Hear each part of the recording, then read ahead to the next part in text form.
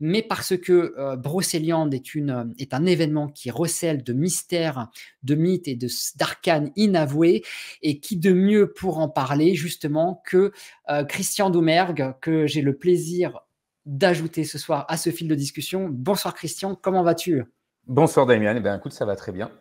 Écoute, ça fait très longtemps que je ne t'ai pas vu en vrai. Ouais, Ça, c'est vrai, ouais, ça effectivement, remonte ouais. à 6 années maintenant, quand on travaillait sur La Porte du Mystère, qui était vraiment un film très mystérieux et pour lequel les gens on se sont beaucoup posé de questions quant à l'arrêt du tournage du film. On était en production, on a pas mal tourné pendant tout un été, et c'est des souvenirs exceptionnels que je conserve. Alors, les gens ici te connaissent pour la plupart, mais je vais quand même te faire l'honneur de te présenter parce que c'est important pour les personnes qui ne savent pas forcément qui tu es ou qui n'ont pas suivi, on va dire, la sortie de tous tes ouvrages, et Dieu sait que tu en as écrit beaucoup.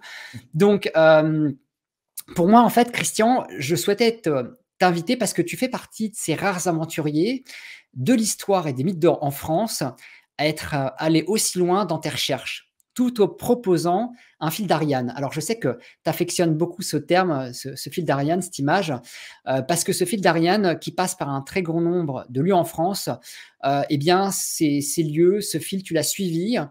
Ces lieux, pour certains, ont été occultés par l'histoire officielle, mais c'est également, on va dire, il y a également certains lieux qui recèlent d'une histoire oubliée, propice justement à nous emmener sur les sentiers de secrets inavoués, Christian.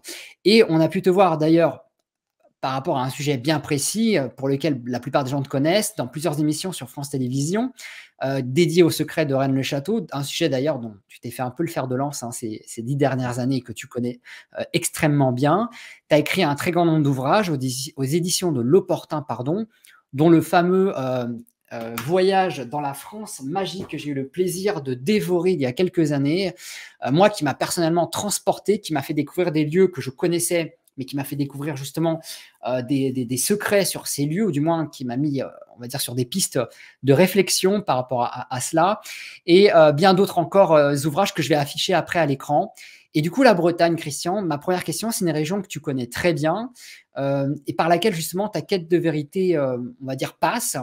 Et est-ce que on aurait la chance justement, par rapport à ton intervention de cet été, d'avoir quelques indices justement sur cette légende, ces légendes arthuriennes que recèle la Bretagne? Oui, alors la Bretagne, effectivement, c'est une région maintenant à laquelle je suis lié, avec ma femme d'ailleurs, qui est tombée amoureuse de cette région également. Et donc, on s'y rend très souvent et on découvre sans cesse de D'accord. nouveaux mystères. Donc, moi c'est vrai que la porte d'entrée, la première porte d'entrée en Bretagne, ça a été la forêt de Brocéliande, en fait. Pour différentes raisons, parce qu'il y avait l'ombre de Pierre Plantard qui planait sur le manoir du Tertre avec Geneviève Ziegfeld, donc Et une oui, prophétesse des années 30. et oui. C'est pour cette raison-là que je me suis rendu à Paimpont la première fois. Et puis, il y avait cette église du Graal à côté, dans ce petit hameau de Tréaurentuck. Et à vrai dire, j'y suis allé sans connaître vraiment l'histoire du lieu, avec une espèce de défiance presque. Je me disais, l'église du Mmh. Graal, c'est un peu trop clinquant, ça doit être Ouais, ouais. touristique. Et Mmh. puis, je me suis retrouvé devant cette petite église. Il y avait personne ce jour-là. Il y avait cette porte avec cette inscription mystérieuse au-dessus, la porte étant dedans. Et cette phrase-là, elle m'a parlé tout de suite, en fait. Je me suis dit, non, ça, c'est pas une phrase qu'on met là pour attirer le touriste. Il y a autre chose. Et puis, je suis rentré dans cette église. Et là, j'ai été vraiment subjugué. Comme tu l'as dit en introduction, hein, je suis fasciné depuis de nombreuses années, depuis bientôt plus de 30 ans, par l'histoire de Rennes-le-Château que j'ai découvert quand j'étais lycéen. Mais là, dans l'église du Graal de Tréaurentuck, j'ai découvert quelque chose qui, sur le coup, m'a subjugué encore plus. Parce que autant des fois, à Rennes-le-Château, on est dans de l'interprétation, autant là, il y avait d'authentiques symboles, ça fait pas de doute. C'est très clair, il y a des choses très mystérieuses, et notamment dans le cœur de cette église, j'ai été retenu, happé par un tableau où on voit une scène assez mystérieuse avec un homme coiffé d'une étoile devant un trésor. Et puis il y a le vitrail qui est derrière l'autel avec un lapin qui murmure quelque chose à l'oreille de l'autre lapin. Donc On a vraiment des symboles très mystérieux. Ouais. J'ai voulu comprendre et puis là, j'ai dénoué. Donc, effectivement, j'affectionne cette expression, le fil d'Ariane. Je me suis plongé dans la vie du concepteur de ce lieu, l'abbé Gillard. Et là, j'ai découvert un prêtre vraiment extraordinaire, un vrai chrétien qui a fait une espèce de synthèse entre paganisme et christianisme, qui était habité par le roman arthurien, le cycle du Graal, qui regardait, et là j'insiste là-dessus, j'en parle dans mon livre et dans d'autres, dans un autre ouvrage qui est la France codée.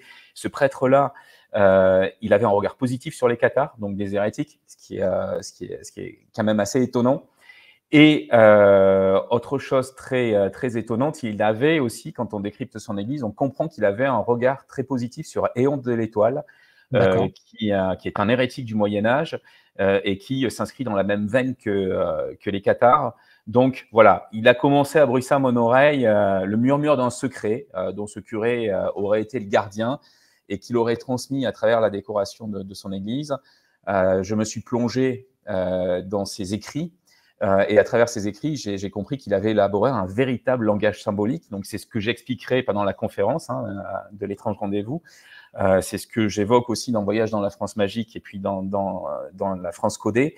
Vraiment, cet homme a élaboré un langage de toute pièce. Et quand on a ces clés de lecture-là, on comprend qu'il nous parle d'une découverte qui est liée à une science spirituelle dont la Bretagne a été la dépositaire à un moment donné. Et plus précisément le secteur de la forêt de Brocéliande où va se dérouler ce nouvel épisode de l'étrange rendez-vous. Alors, tu es très sensible à tout ce qui est symbolisme, puisque derrière les symboles, bien sûr, comme tu l'as dit, il faut avoir les clés de compréhension et de décodage, et qui possède certaines clés est bien entendu capable d'avoir une seconde lecture et de rentrer, bien sûr, et d'accéder à un niveau de compréhension supérieur. C'est pour ça qu'il y a des initiés et des profanes. Et Dieu merci, toi-même permet de faire des profanes, des initiés au travers de tes ouvrages.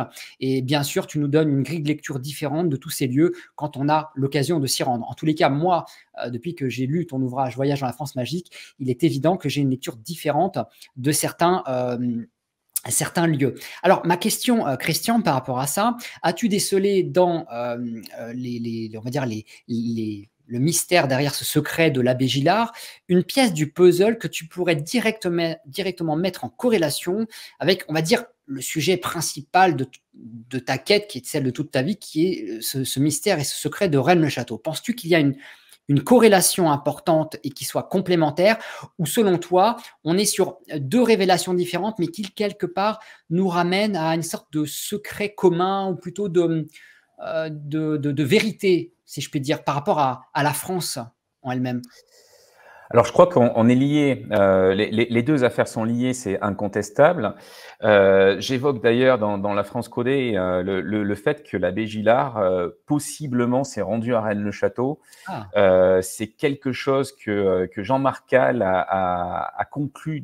Jean-Marc Calle a été un intime de l'abbé Gillard. Il a eu de nombreuses conversations avec lui et il a compris trop tard, c'est-à-dire après la disparition de l'abbé Gillard, que lors d'une de ces conversations, Gillard avait évoqué un passage dans le sud de la France et dans une église assez singulière, et c'était certainement Rennes-le-Château. Donc, il y a ce premier lien, peut-être un lien d'inspiration. Il y a un autre lien qui est étonnant, c'est le fait qu'on est sur des terres, j'allais dire, d'hérésie, c'est-à-dire qu'on parle souvent des cathares et de cet arrière-plan d'un autre christianisme qui serait lié au tout premier christianisme, celui incarné par Jésus et certains de ses premiers disciples, qui auraient survécu à travers les siècles. On a ça qui est très vivace dans le sud de la France, dans la région de Rennes-le-Château, puisqu'on a encore les châteaux dits cathares qui sont là. On a tout cet arrière-plan historique. Mais quand j'ai commencé à dénouer donc, le fil d'Ariane de l'ombre d'Éon de l'Étoile qui plane sur le secret de l'abbé Gillard, on retrouve exactement la même histoire. C'est-à-dire qu'on a eu des hérétiques gnostiques ailleurs, chrétiens, ailleurs sur le territoire, et notamment dans la forêt de Brocéliande, avec des écrits perdus. C'est quelque chose que je ne vais pas développer dans le cadre de cette intervention qui est assez courte, mais on a des traces factuelles et archivistiques d'écrits d'Éon de l'Étoile qui ont été cachés et qui auraient pu être retrouvés par Gillard. Et puis, enfin, dernier point, dans l'histoire plus récente, on a ce lien avec Pierre Plantard, qui est l'architecte du mythe récent de Rennes-le-Château, que je décrypte dans Le Secret dévoilé, qui a la connaissance d'un secret, c'est certain, qui veut transmettre un message et qui s'est rendu avant Rennes-le-Château, à Pimpon, qui très certainement a côtoyé l'abbé Gillard, puisqu'il était là à l'époque. Et en tout cas, tout ce que Plantard a fait passer après à Rennes-le-Château, cette histoire de chemin de croix codé, de chemin de croix qui comporterait des paysages voisins de l'église, ça, on est dans le cadre de l'hypothèse à Rennes-le-Château, on est dans le cadre du factuel avec l'abbé Gillard et l'église du Graal. Donc, il y a toutes ces connexions, ces effets de miroir, ces thèmes qui reviennent. Et puis, voilà, j'ajouterais qu'il y a encore des thèmes plus mystérieux qui nous ramènent encore plus loin dans le temps, puisque Gillard, par exemple, s'intéressait à la venue d'Égyptiens en Bretagne. C'était voilà, une thèse que certains prêtres avaient suivie en Bretagne. Et on va retrouver des connexions assez singulières, assez mystérieuses à Rennes-le-Château aussi, avec un passé oublié. Voilà, donc on est vraiment sur quelque chose de très ancien qui nous ramène à une histoire de France qui a été occultée par l'histoire officielle. Exactement. Alors après, je dis toujours on y croit, on n'y croit pas, mais à travers les siècles, ce qu'on trouve, c'est des jalons de cette histoire, de cette autre histoire. On trouve des personnes qui ont cru et qui ont transmis des savoirs, des connaissances et qui ont voué un culte particulier, qui ont regardé d'une façon particulière certains lieux de notre territoire. Et Rennes-le-Château et Tréorintec et le voisinage de Tréorintec sont vraiment deux lieux où brûle encore, voilà, même s'il faut les ranimer, ces flambeaux d'une science secrète, d'une science cachée qui a quelque chose à nous dire aujourd'hui. Alors, tu as parlé d'hérétiques du côté de la Bretagne, au même titre qu'il y a eu des hérétiques dans le sud de la France qu'on probablement subi cette même chasse aux sorcières à l'époque, notamment avec les Cathares. Est-ce que tu ne penses pas que certains hérétiques du côté de la Bretagne pourraient être justement des transmetteurs de connaissances qui auraient migré du sud vers le nord, peut-être pour échapper à leur funeste destin? Tu parles également de choses qui seraient factuelles, de faits concernant de passages de prêtres égyptiens dans le nord. Donc du coup, on se doute dans toute la France. C'est assez exceptionnel, incroyable. Est-ce qu'aujourd'hui, l'histoire officielle, selon toi, accepte cette évidence que des prêtres égyptiens soient passés en France et disperser un peu, on dirait peut-être certains enseignements? Non, alors ce que reconnaît l'histoire officielle aujourd'hui, c'est qu'il y a eu des cultes égyptiens qui ont été amenés par les Romains en France, voilà. Comme le culte d'Isis. Ça, on en a des preuves archéologiques, on le sait, c'est factuel, c'est historique, et l'histoire académique ne peut que reconnaître ça. Et il y a d'ailleurs des études à ce sujet qui sont très intéressantes, des publications archéologiques qui nous permettent de nous documenter sur le culte d'Isis en France. La venue de prêtres réellement égyptiens, là, par contre, n'est pas du tout reconnue par l'histoire académique.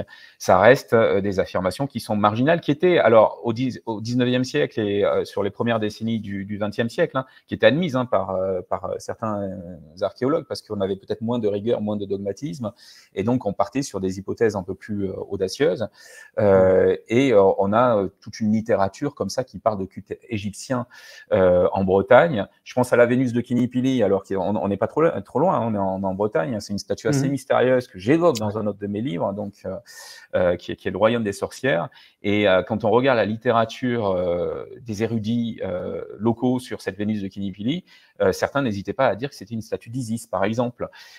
Et ça faisait pas trembler à l'époque. Voilà. Donc, voilà, donc on est quand même, quand on parle de la venue de prêtres égyptiens, sur quelque chose qui n'est plus admis aujourd'hui, mais qui a été admis, y compris au sein d'un certain clergé, et c'est ça qui est fascinant, c'est qu'on voit qu'il y a, et je crois que c'est ça qu'il faut retenir aussi, qu'il y a toute une branche du clergé qui n'hésitait pas à aller vers cette histoire un peu plus ésotérique. On le voit avec l'abbé Gillard, on le voit aussi avec ce mystérieux cénacle, le Hieron du Val d'Or, que j'évoque pas mal dans le livre Voyage dans la France magique. Voilà, donc là, on a une branche de l'ésotérisme chrétien qui s'intéresse à ces cultes isiaques, ces cultes égyptiens qui, autrefois, se sont diffusés de façon certaine sur le territoire gaulois. D'accord. Ok, je montre à l'écran pour les personnes qui nous rejoignent maintenant de nouveau certains de tes ouvrages, pas tous, il y en a beaucoup, donc il a fallu faire une sélection. Bien sûr, certains de tes ouvrages seront en vente sur ton espace durant ta venue à l'étrange rendez-vous. Et puis il y a un ouvrage qui moi m'interpelle vraiment, qui qui m'attire, c'est ce fameux testament de Nicolas Flamel qui est sorti le 17 octobre 2023, donc il y a quelques mois, que je vais d'ailleurs m'empresser d'acquérir dans les semaines à venir parce que ça me parle beaucoup, parce que comme tu sais, j'ai écrit quelques articles sur la tour Saint-Jacques que j'ai eu l'opportunité, la chance de visiter de manière non officielle il y a quelques années. Et bien sûr, la tour Saint-Jacques recèle d'éléments et de symboles alchimistes qu'une personne comme moi, pauvre profane que je suis, ne peut et n'est pas en mesure de comprendre. Par contre, toutefois, je serais très content de t'envoyer quelques clichés à l'occasion par mail qui pourraient peut-être t'intéresser. Alors, le testament de Nicolas Flamel, les aventures d'Howard Lenormand, ça sort un petit peu du cadre des ouvrages que tu as fait jusqu'à maintenant, puisqu'il s'agit d'un roman et non pas d'un essai.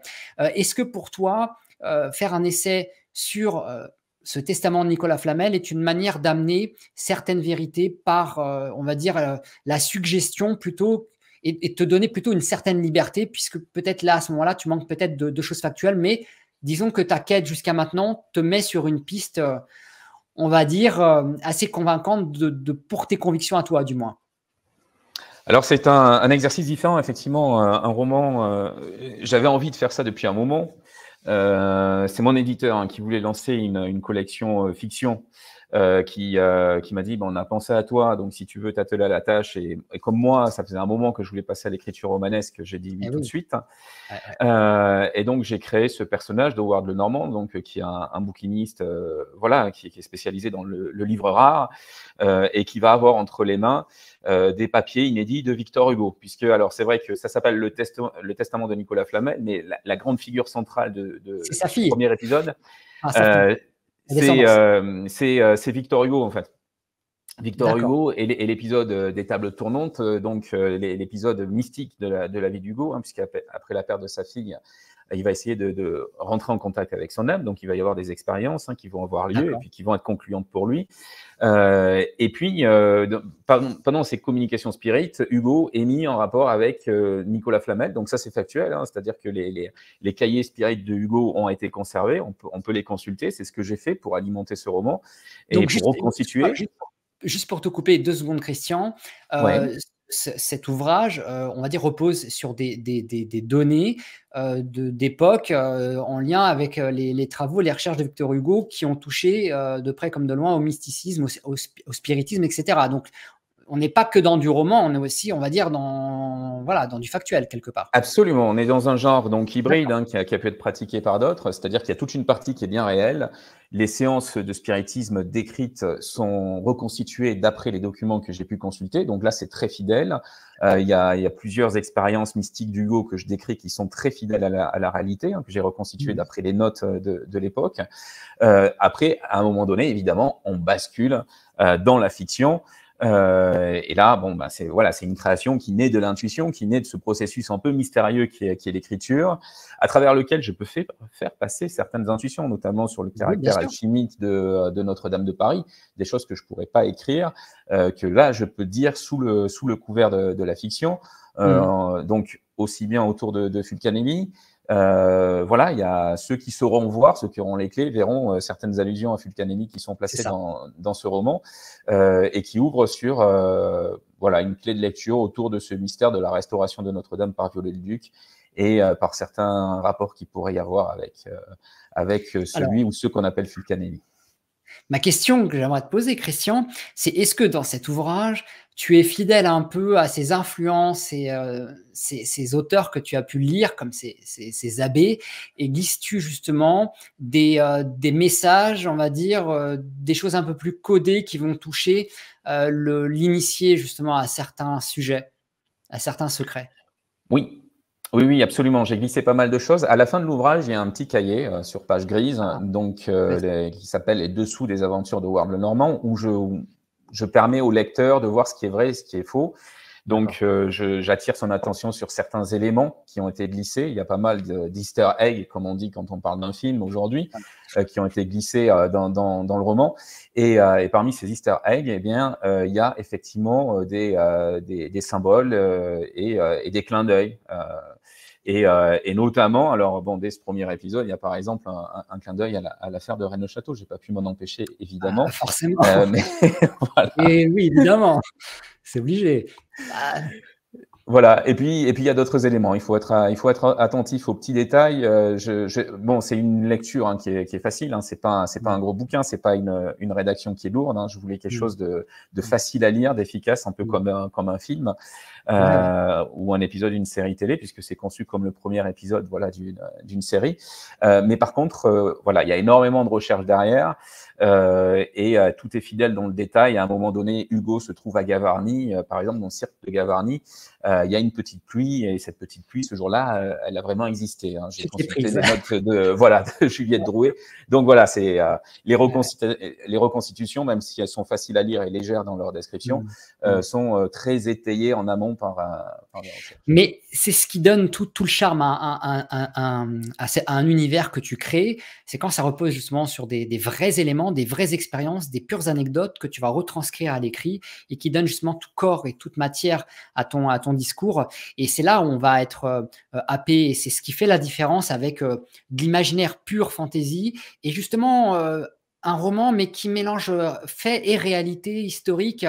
Et Dieu sait que tu es un enquêteur de terrain et tu es plus un enquêteur qu'autre chose, puisque tu pistes un peu comme un détective finalement à travers tous ces ouvrages que tu nous délivres, et tous les ouvrages et les informations, les archives que tu as consultées, parce que tu passes énormément de temps dans les archives des villes que tu explores quand tu y vas, etc. C'est beaucoup de travail sur place. Donc, je le précise pour les gens qui te connaissent de loin, mais qui ne savent pas réellement quelle est ta façon de faire les choses et de travailler. Tu es non pas qu'un explorateur, mais un enquêteur de terrain.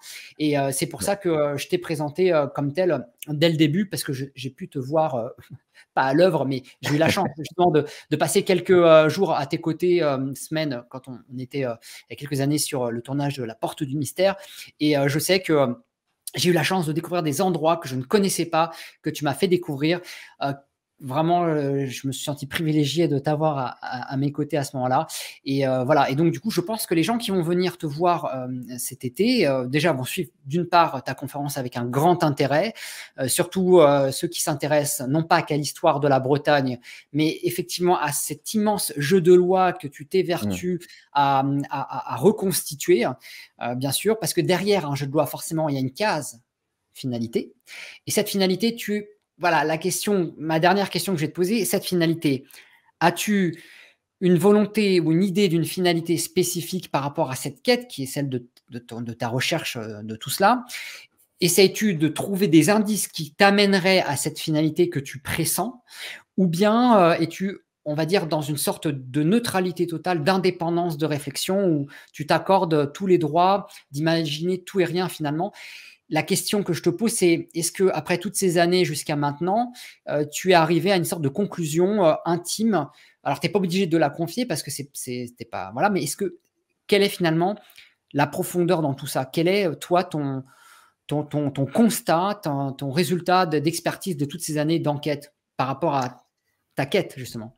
Ouais, donc effectivement, c'est une question qui est très personnelle, mais qui est très intéressante pour le coup, parce que c'est vrai que quand je suis rentré dans cette histoire de Rennes-le-Château, en fait, j'étais lycéen quand je l'ai découvert, cette histoire.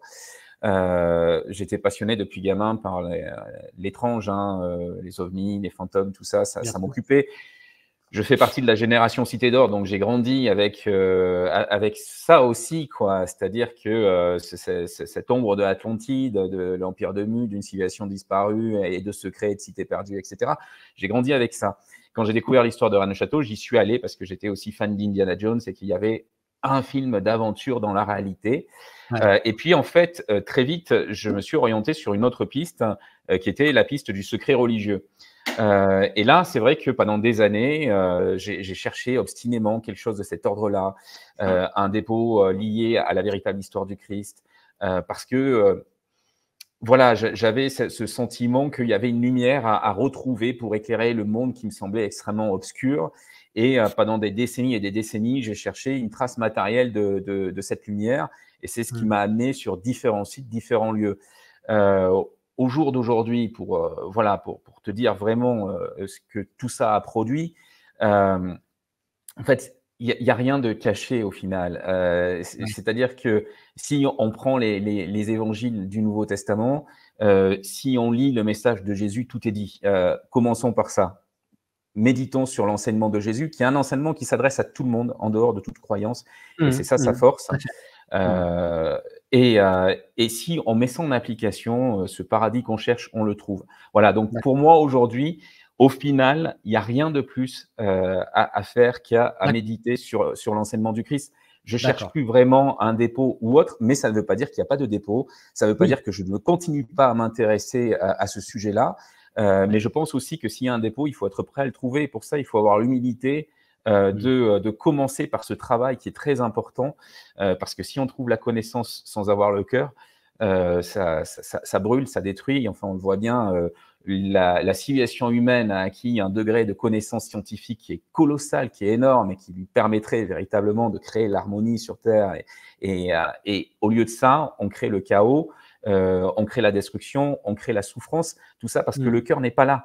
Donc la première étape pour moi aujourd'hui, voilà, pour la synthèse de ces années de recherche, c'est ça. C'est d'abord retrouver ce chemin du cœur que Jésus nous enseigne et après on pourra passer à autre chose. Mmh. Ceci étant, la quête, la notion de quête est très importante parce que, moi je le dis toujours, hein, il y a l'intellect, il y a la recherche intellectuelle, les archives, etc. Il y a les lieux. Et les Mmh. lieux en eux-mêmes ont un message. Tu parlais de l'intuition. Alors c'est vrai que j'ai jamais écrit sur l'intuition, sur ce genre de choses-là, mais l'expérience personnelle me montre que les lieux nous parlent. Ils parlent à autre chose qu'à notre intellect. Et donc c'est pour ça que c'est important pour moi aussi de marcher à travers le territoire, Mmh. d'aller rencontrer ces lieux parce que ces lieux nous transforment. Mmh. J'ai passé aussi beaucoup de temps dans les montagnes, sur des anciens lieux Oui. de culte, etc. Ouais. Et ça, c'est aussi une expérience qui change le regard, qui change l'intériorité. Donc, la quête est importante en soi, mais il ne faut pas se brûler à vouloir obstinément trouver un lieu matériel. Ça D'accord. serait ça le message que j'aurais au final. Parcourez les lieux, oui, parce que ça, c'est important, parce que les Ouais. lieux vont vous parler. Mmh. Interrogez les symboles, parce que l'interrogation du symbole, elle nous interroge, elle renvoie à des choses très profondes en nous aussi. Mais voilà, la découverte, au final, n'est pas une découverte matérielle. C'est autre chose, D'accord. bien qu'il y ait des dépôts Super. matériels, ça j'en suis certain. Ouais. On, Ouais. on a suffisamment d'indices à ce sujet. D'accord. Christian, j'aimerais infiniment te remercier d'être passé ce soir pour nous donner l'eau à la bouche comme jamais sur ton intervention de cet été. J'aurais une dernière question à te poser. Attention, c'est une question qui implique un oui ou un non. Je ne sais pas si ça va être facile pour toi.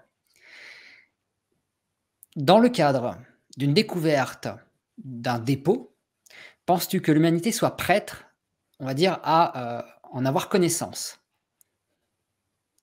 Alors, Si très tu clair. étais le découvreur d'un Mm, dépôt, ouais, et que tu découvrais un secret endormi, penses-tu que l'humanité serait prête aujourd'hui à en accepter l'évidence?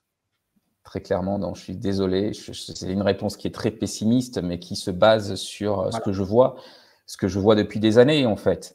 Ce que je vois dans tous les milieux, y compris les milieux éclairés. C'est-à-dire que on critique beaucoup le capitalisme, etc., qui est responsable de beaucoup de choses. Hein. Le Mmh. monde de l'économie est responsable du saccage de la nature, hein. C'est très clair.